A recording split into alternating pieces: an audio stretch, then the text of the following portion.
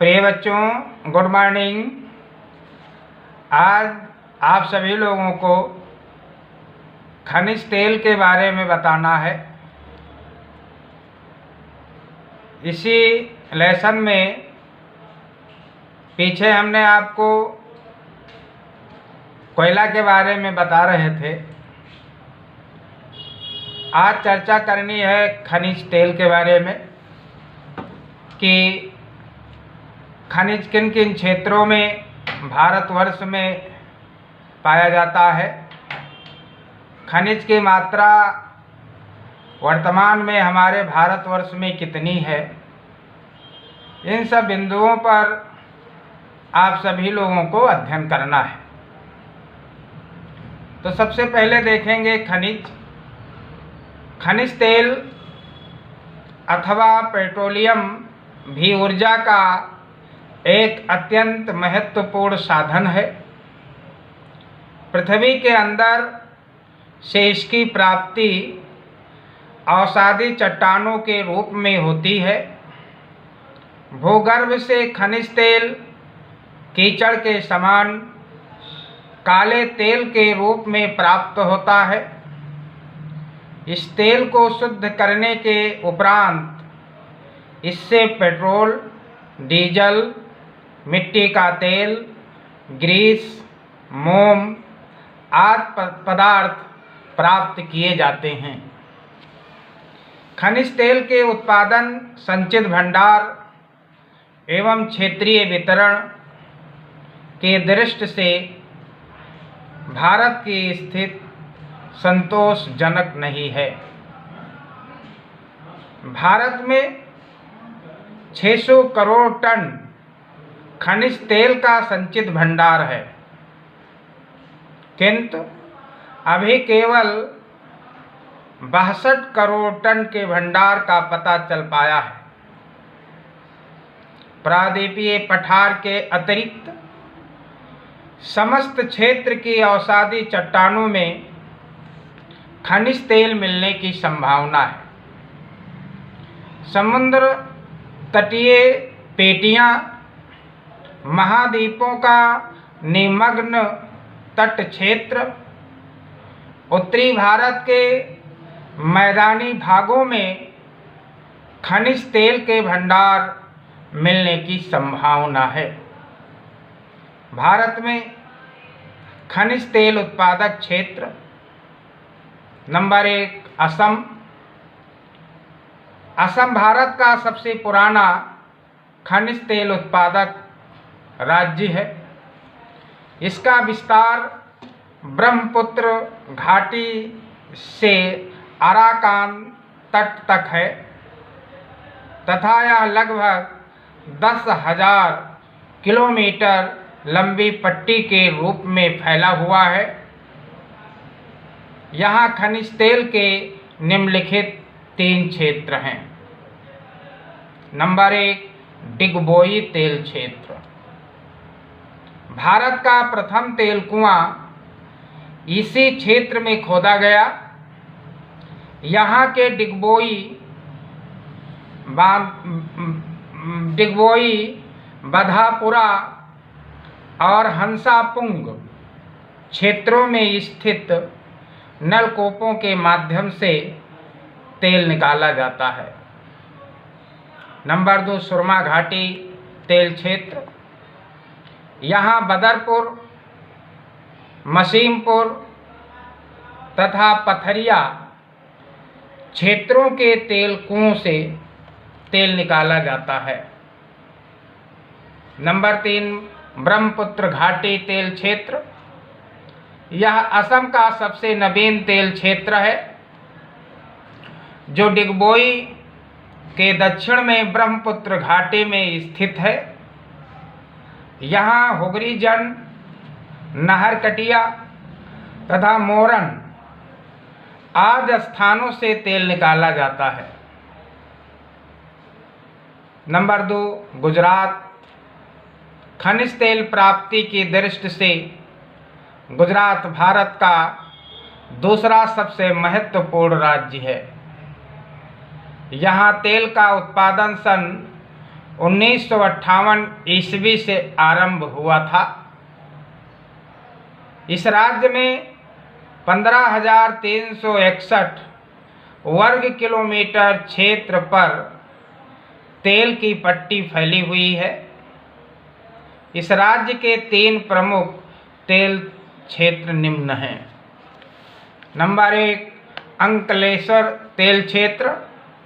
भरूच जिले के अंतर्गत स्थित इस क्षेत्र से 1200 मीटर की गहराई से तेल प्राप्त किया जाता है। नंबर 2, खंभात तेल क्षेत्र। यह तेल क्षेत्र खंभात की खाड़ी के सिरे पर स्थित है। नंबर 3, कलोल तेल क्षेत्र। यहाँ के नवगांव, महसाना, सानंद, कोसंबा तथा कोथाना में स्थित तेल कूपों से तेल निकाला जाता है। नंबर 3, महाराष्ट्र।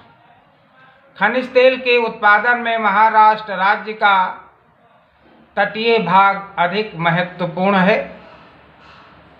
अरब सागर में मुंबई से 176 किलोमीटर उत्तर पश्चिम में स्थित मुंबई हाई तेल क्षेत्र में सन 1976 से तेल का उत्पादन किया जा रहा है। इसका विस्तार 2500 वर्ग किलोमीटर क्षेत्र में फैला हुआ है। वर्तमान समय में मुंबई से देश का 60% तेल निकाला जा रहा है। मुंबई हाई के दक्षिण में स्थित बसाई तेल क्षेत्र तथा गुजरात के पश्चिम में समुद्र में स्थित अलियावेट द्वीप से खनिज तेल प्राप्त किया जा रहा है। गोदावरी व कावेरी नदियों के डेल्टाई क्षेत्रों से भी कच्चा तेल निकाला जा रहा है। इसके अतिरिक्त आप इसी में देखेंगे जो हमारे देश में कच्चे तेल की प्राप्ति होती है, उस कच्चे तेल को किन किन स्थानों पर परिष्कृत किया जाता है। तो पूरे भारतवर्ष में 17 परिष्करणशालाएँ हैं, अर्थात शोधशालाएँ हैं, जहाँ पर कच्चे तेल को शुद्ध किया जाता है। तो स्वतंत्रता से पूर्व भारत में केवल एक तेल शोधनशाला डिगबोई में थी, किंतु वर्तमान समय में भारत में 21 तेल शोधनशालाएँ हैं, जिनमें 17 सार्वजनिक क्षेत्र में एवं 3 निजी क्षेत्र में तथा एक संयुक्त क्षेत्र में स्थित है। रिलायंस लिमिटेड निजी क्षेत्र की कंपनी है। प्रमुख तेल शोधनशालाएँ निम्नांकित हैं। नंबर 1, ट्राम्बे मुंबई के पास। Number 2, Trombay second Maharashtra. Number 3, Visakhapatnam Andhra Pradesh. Number 4, Barauni Bihar. Number 5, Koyali Gujarat. Number 6, Haldia Paschim Bangal. Number 7, Digboi Assam. Number 8, Bongaigaon Assam. Number 9, Noonmati Assam. Number 10, Cochin Kerala. Number 11, Chennai Tamil Nadu. Number 12, Mathura Uttar Pradesh. Number 13, Karnal Haryana. Number 14, Goa. Number 15, Numaligarh Assam. Number 16, Tatipaka Andhra Pradesh. Number 17, Mangalore Karnataka. खनिज तेल का उपयोग खनिज तेल का उपयोग निम्नलिखित दृष्टियों से अत्यंत महत्वपूर्ण है आज वर्तमान इस युग में। नंबर 1, खनिज तेल का उपयोग वायुयान, जलयान, रेलगाड़ियों, मोटर एवं अन्य वाहनों के चलाने के लिए किया जाता है। नंबर 2, खनिज तेल से निकले पदार्थों से फिल्म, पॉलिश, प्लास्टिक, वार्निश, मोमबत्ती और वैसलीन बनाई जाती है। नंबर 3, खनिज तेल को साफ करके पेट्रोल, मिट्टी का तेल, ग्रीस, डीजल, मोबिल ऑयल, मोम, गैसोलीन जैसे उपयोगी पदार्थ प्राप्त किए जाते हैं। खनिज तेल का संरक्षण। भारत में खनिज तेल के संरक्षण के लिए अनेक उपाय खोजे गए। खनिज तेल का भंडार सीमित है, इसलिए इसका उपयोग केवल आवश्यक कार्यों में ही किया जाना चाहिए। मशीनों को नियमित सफाई व ग्रीसिंग की जाए जिससे तेल की खपत कम हो। देश में सदैव नए तेल क्षेत्रों की खोज होती रहनी चाहिए। खनिज तेल को आग से बचाना चाहिए। तेल के स्थान पर अन्य साधनों द्वारा ऊर्जा प्राप्त करनी चाहिए जिससे तेल का संरक्षण हो सके। खाना पकाने के लिए गैस का उपयोग करें जिससे खनिज तेल की बचत हो सके। तेल के टैंकरों एवं पाइपलाइनों को समय समय पर चेक करते रहना चाहिए कि उनमें रिसाव तो नहीं हो रहा है। विद्युत व पेट्रोलियम के भंडारण के उन्नत तरीकों को अपनाकर 15% तक ऊर्जा बचाई जा सकती है। खनिज तेल के प्रयोग की ऐसी तकनीक विकसित की जाए जिससे इसकी क्षमता में वृद्धि हो सके। उत्पादन एवं व्यापार। पिछले 50 वर्षों में भारत ने इस क्षेत्र में तेजी से प्रगति की है। भारत में खनिज तेल की मांग अधिक है, इसलिए विदेशों से खनिज तेल का आयात करना पड़ता है। सन 1950-51 में देश में खनिज तेल का उत्पादन 2.7 लाख टन था, जबकि मांग 24 लाख टन थी। सन 1960-61 में उत्पादन बढ़कर 5.0 लाख टन हो गया, किंतु मांग भी बढ़कर 75 लाख टन हो गई। सन 2000 में खनिज तेल का उत्पादन 319.5 लाख टन हो गया। वर्ष 2011 में देश में कच्चे तेल का उत्पादन 377 लाख टन हुआ।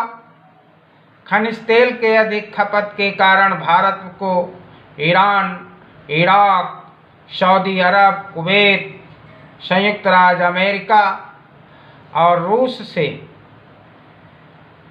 42,510.6 करोड़ रुपये के कच्चे तेल एवं पेट्रोलियम उत्पादनों का आयात करना पड़ रहा है।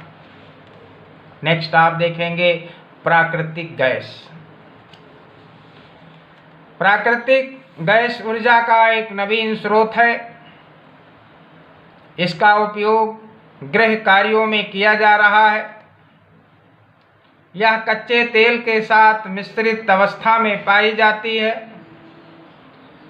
भारत में प्राकृतिक गैस की खोज तेल एवं प्राकृतिक गैस आयोग एवं ऑयल इंडिया लिमिटेड ने की थी। अप्रैल 2000 को उपयोग करने योग्य शेष गैस भंडार 647 अरब घन मीटर था। भारत में प्राकृतिक गैस का वितरण क्षेत्र। भारत के पूर्वी क्षेत्र में असम, अरुणाचल प्रदेश, पश्चिम बंगाल में पश्चिम में गुजरात, मुंबई हाई तथा दक्षिण में कृष्णा, कावेरी व गोदावरी नदियों की घाटी प्राकृतिक गैस के विशाल भंडार हैं। अब तक गुजरात, मुंबई, अपतट एवं असम में गैस का पर्याप्त उपयोग किया जाता है, किंतु अब इस पर रोक लगाई जा रही है। घाटी क्षेत्रों से 35% एलपीजी रसोई गैस प्राप्त होती है। 2650 किलोमीटर लंबी हजीरा विजयपुर जगदीशपुर पाइपलाइन द्वारा 6 खाद के कारखानों तथा 3 ताप विद्युत गृहों को प्रतिदिन 182 घन मीटर गैस भेजी जाती है। प्राकृतिक गैस का उपयोग। प्राकृतिक गैस ऊर्जा का एक महत्वपूर्ण व उपयोगी साधन है। प्राकृतिक गैस का उपयोग पेट्रो रसायन उद्योग में कच्चे माल के रूप में किया जाता है। इसका उपयोग रासायनिक उर्वरकों के निर्माण में भी किया जाता है। प्राकृतिक गैस का उपयोग ईंधन के साधन के रूप में व्यापक रूप से होता है। प्राकृतिक गैस का संरक्षण। नंबर 1, प्राकृतिक गैस को सिलेंडरों में भरकर रसोई ईंधन के रूप में सुरक्षित रखा जा सकता है।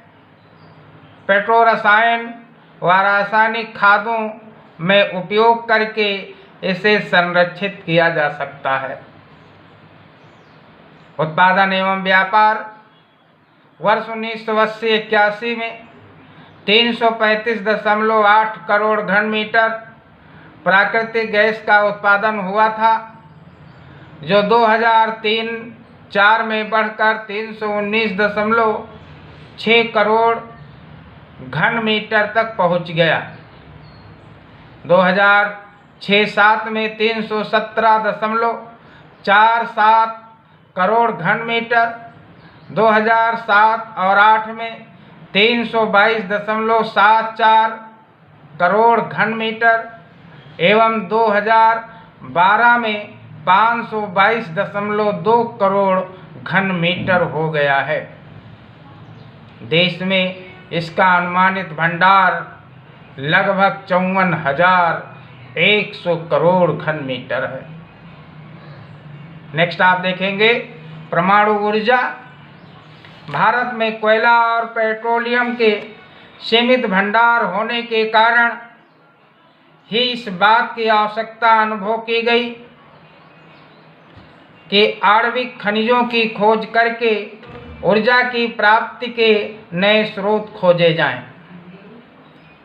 जिन पदार्थों में रेडियोधर्मी तत्व पाए जाते हैं उन्हें परमाणु खनिज कहते हैं, जैसे uranium, thorium, beryllium, graphite, antimony, zircon, zirconium, cheralite आदि।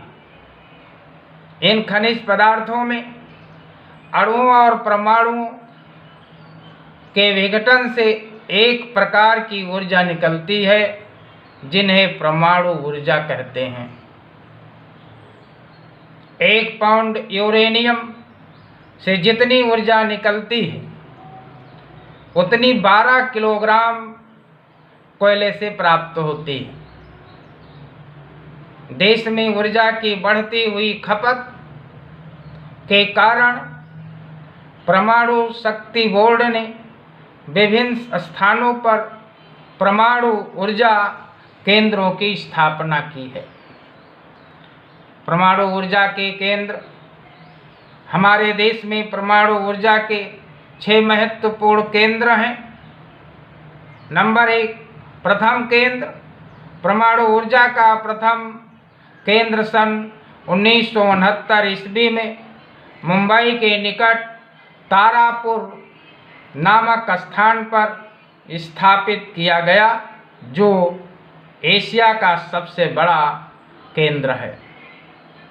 नंबर 2, राजस्थान में कोटा के निकट रावत भाटा नामक स्थान पर परमाणु ऊर्जा केंद्र बनाया गया।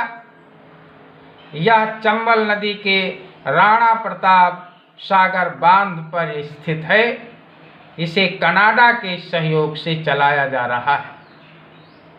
नंबर 3, यह केंद्र तमिलनाडु राज्य में चेन्नई के निकट कलपक्कनम नामक स्थान पर बनाया गया है।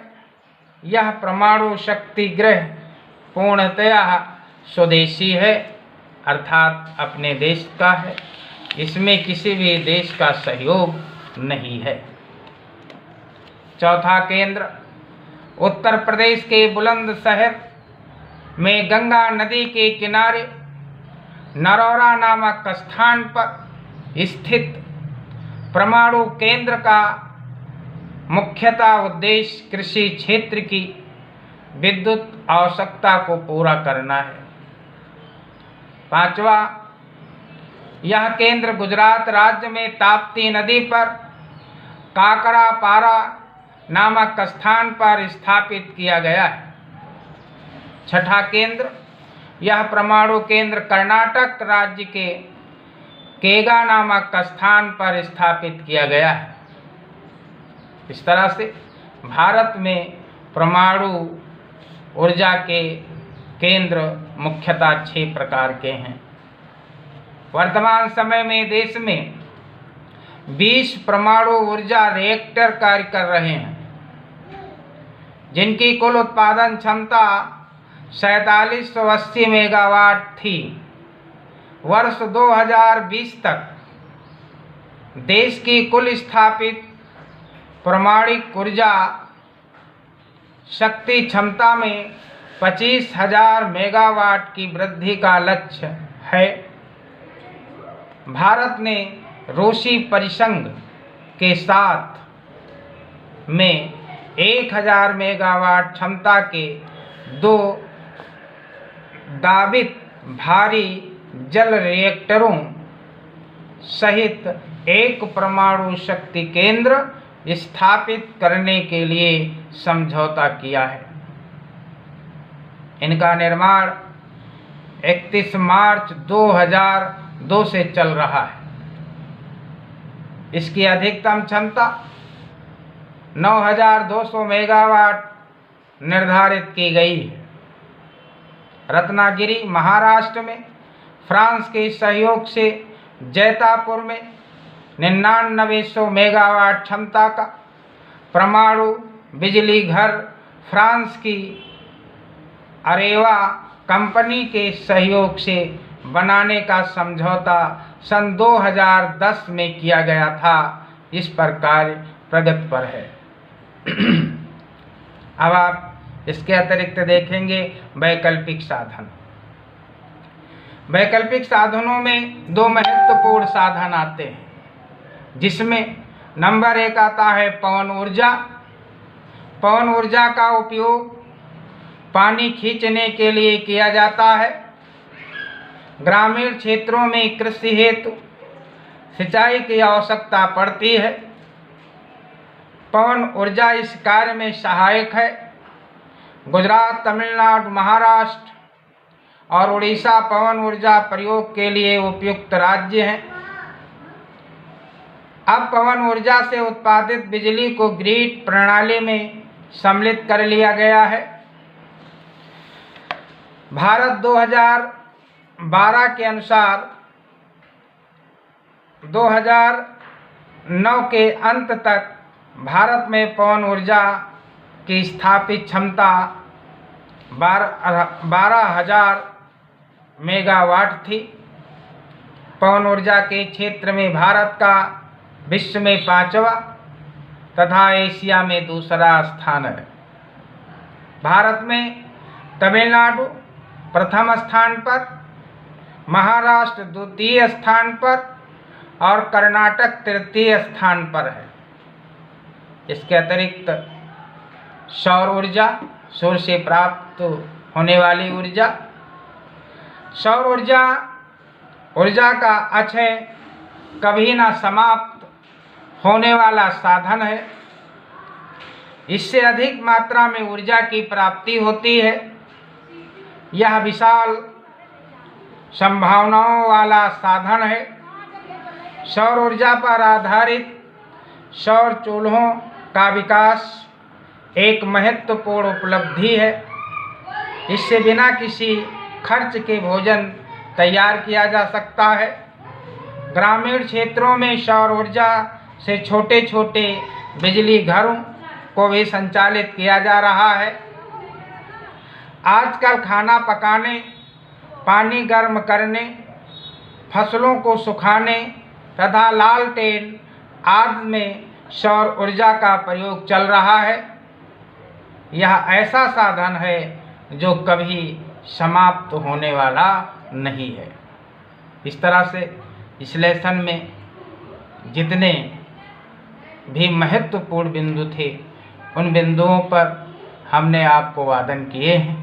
इस वादन को आप 2-3 बार अवश्य सुने, ध्यान दें, मनन करें, चिंतन करें और इस लेसन के प्रश्नों के उत्तर कल आपके व्हाट्सएप नंबर पर प्रेषित कर दिए जाएंगे, जिससे आप 2 दिन के अंदर अपने कॉपी में लिख लें।